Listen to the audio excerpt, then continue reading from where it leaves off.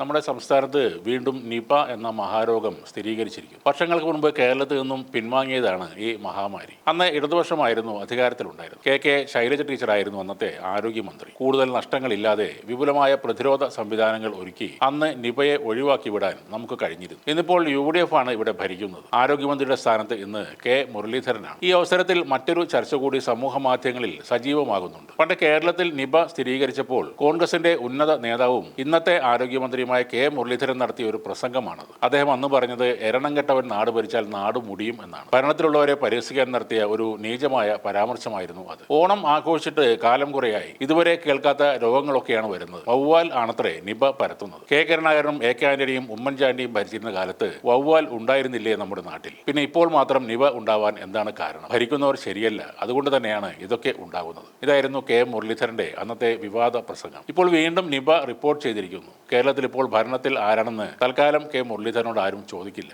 അന്ന് ഒരു മഹാമാരിക്കെതിരെ ഒറ്റക്കെട്ടായി ഒരു നാടും സർക്കാരും പോരാടുമ്പോഴാണ് ഇത്തരത്തിലുള്ള ഒരു മോശം പരാമർശം നടത്തിയത് എന്ന് ഓർക്കണം. കൂടാതെ അന്നത്തെ ആരോഗ്യമന്ത്രി കെ ശൈലജ ടീച്ചറെ നിപ റാണി എന്നൊക്കെ വിളിച്ചവരാണ് കോൺഗ്രസുകാർ. മുൻ ആരോഗ്യമന്ത്രി വീണ ജോർജും ഇക്കാര്യം സോഷ്യൽ മീഡിയയിൽ എടുത്തു പറയുന്നുണ്ട്. കഴിഞ്ഞ സർക്കാരിന്റെ കാലത്ത് നിപയെക്കുറിച്ച് ഇന്നത്തെ ആരോഗ്യമന്ത്രി കെ മുരളീധരൻ നടത്തിയ പ്രസംഗം ഇന്ന് പലരും അയച്ചു തന്നു. അതിനെക്കുറിച്ച് ഇവിടെ ഒന്നും എഴുതുന്നില്ല. ശരിതെറ്റുകൾ കാലം തെളിയിക്കട്ടെ. ഇതാണ് വീണ ജോർജ് എഴുതിയത്. ശാസ്ത്രീയ ബോധമില്ലാതെ കേവലം രാഷ്ട്രീയ ലാഭത്തിന് വേണ്ടി മാത്രം പ്രസംഗിച്ച ഇപ്പോഴത്തെ ആരോഗ്യമന്ത്രിക്ക് ഇപ്പോഴും അതേ അഭിപ്രായം തന്നെയാണ് ഉള്ളതെന്ന ചോദ്യമാണ് ഇപ്പോൾ ഉയരുന്നത്. സംസ്ഥാനത്ത് വീണ്ടും നിപ സ്ഥിരീകരിച്ചപ്പോൾ പലരും ഭയവും നടുക്കവും രേഖപ്പെടുത്തുന്നതും കാണാം. നേരത്തെ പറഞ്ഞതുപോലെ ഭയമല്ല, ജാഗ്രതയാണ് വേണ്ടത്. കൃത്യമായ ഏകോപനത്തിലൂടെ കർശനമായ നടപടികളിലൂടെ ഇത്തവണയും നിപയെ തുരത്താൻ നമുക്ക് കഴിയും. മന്ത്രി മുരളീധരനും ആരോഗ്യവകുപ്പും മുന്നിട്ടിറങ്ങിയാൽ തീർച്ചയായും ജനങ്ങളും കൂടെ നിൽക്കും. പകർച്ചവ്യാധി സമയത്ത് ശാസ്ത്രീയമായ പ്രതിരോധം തീർത്ത് ജനങ്ങളെ ചേർത്ത് പിടിക്കുകയാണ് വേണ്ടത്. എന്നാൽ മുരളീധരൻ ഇപ്പോഴും ചില പിടിവാശികളുമായാണ് മുന്നോട്ട് പോകുന്നത്. നിപ ബാധിതന് രോഗം സ്ഥിരീകരിച്ചെന്നും ഇല്ലെന്നും ജില്ലാ കളക്ടറും ആരോഗ്യമന്ത്രിയും വാർത്താ സമ്മേളനത്തിൽ പ്രസ്താവിച്ചത്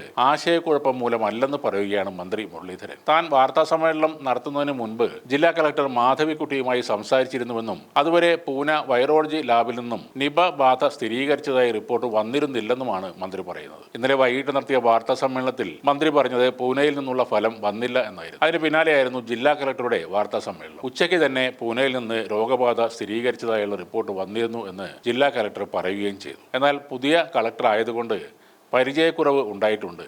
തൻ്റെ വാർത്താ സമ്മേളനത്തിന് ശേഷമാണ് ജില്ലാ കളക്ടർ തന്നെ ഈ കാര്യങ്ങളൊക്കെ അറിയിച്ചതെന്നും കുറ്റപ്പെടുത്തുകയാണ് ആരോഗ്യവകുപ്പ് മന്ത്രി കെ മുരളീധരൻ.